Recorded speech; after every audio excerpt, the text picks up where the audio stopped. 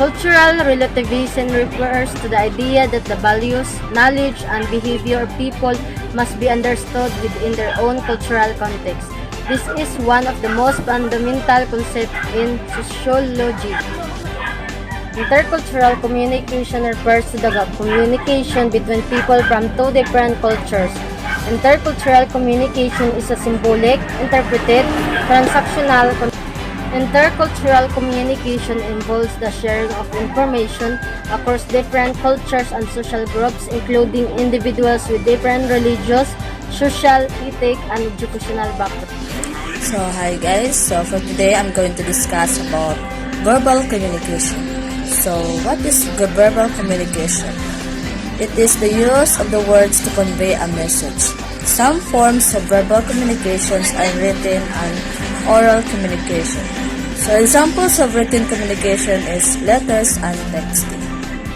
Communication style. Filipinos will try to express their opinions and ideas diplomatically and with humility to avoid appearing arrogant. So the tone of the voice varies widely by language, dialect, and region. Indirect communication. So Filipinos often communicate indirectly in order to prevent a loss of face and evoking hiya on other side of an exchange. They tend to avoid interrupting others and are more attentive to posture, expression, and tone of voice to draw a meaning. Speech is often ambiguous and Filipinos may speak in the passive voice rather than the active to avoid being perceived as speaking harshly. To find the underlying meaning, it is common to check for clarification several times. Cue signs. So since many Filipinos try to save and avoid hiya in their interactions, many will be overly polite and seldom give a flat no or negative response. When conversing with your Filipino counterpart, try to focus on hints or hesitations. Listen to what they say and also pay close attention to what they don't say. Respect. So when speaking to those who are older or a higher status, Filipinos tend to use the polite forms of speech. At the end of the phrases, sentences, or question, they will say po to demonstrate this respect for hierarchy. For example, when conversing with an older or something of higher status, one will say salamat po or thank you po. What is a nonverbal communication? A nonverbal communication is the transmission of messages or signals through a nonverbal platform, such as eye contact, facial expression, gestures, posture, and body language. It includes the use of social cues, kinesics, distance, and physical environment or appearance, of voice, and of touch. Nonverbal, there are physical contact, personal space, laughter, pointing, gestures, and beckoning.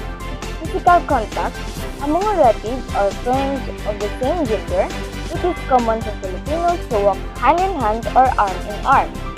This is generally done as a sign of affection, friendship, or if they are shy and would like someone to accompany them. Filipinos tend to be modest and conservative in their interactions with their significant others, and public displays of affection among couples such as kissing or hugging is quite uncommon. Personal space. When interacting with people they are familiar with, Filipinos tend to prefer standing at an arm's length from one another. Around strangers, this distance is farther.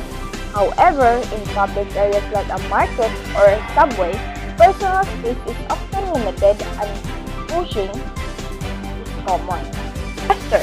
While Filipinos often laugh in conversations, the meaning of laughter tends to depend on the situation. At times, laughing may indicate happiness or pleasure, while other times it may be used to relieve tension. In some circumstances, laughter is used as an attempt to cover embarrassment. Pointing. Filipinos may point to objects by puckering their lips and moving their mouths in the directions they are pointing to. Pointing with the index finger like this is often understood as an expression of anger. Gesture.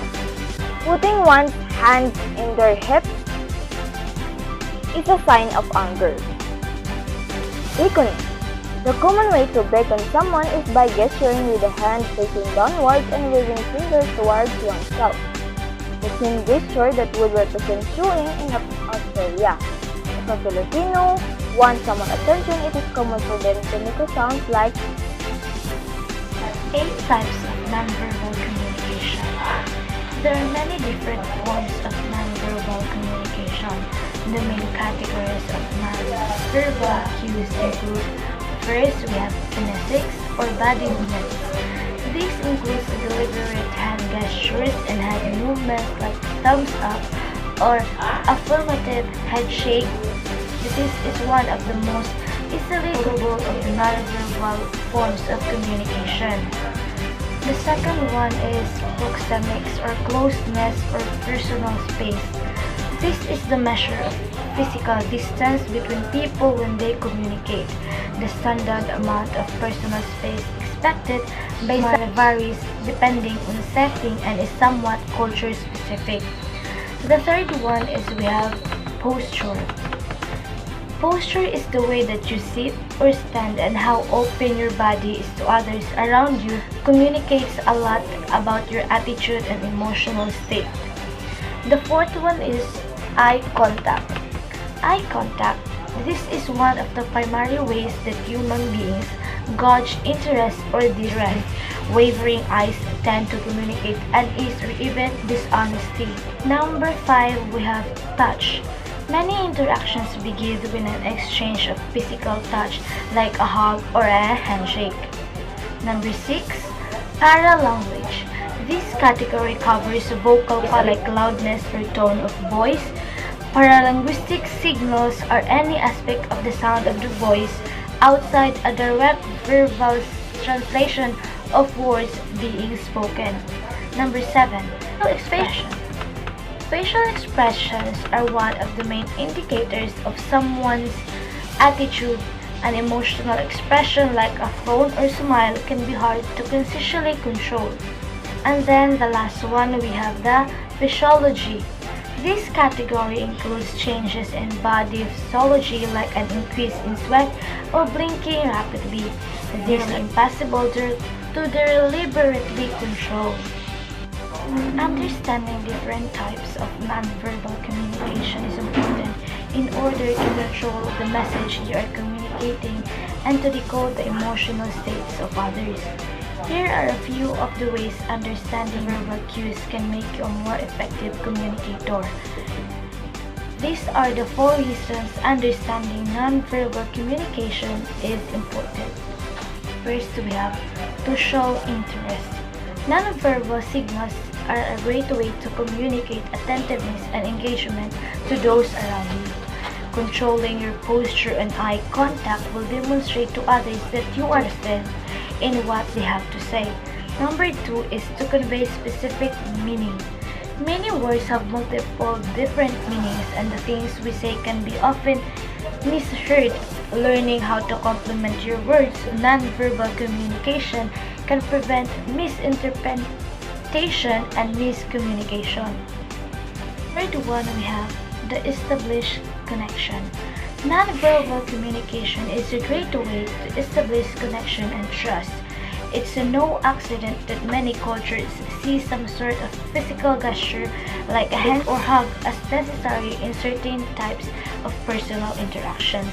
The last one is to demonstrate authenticity.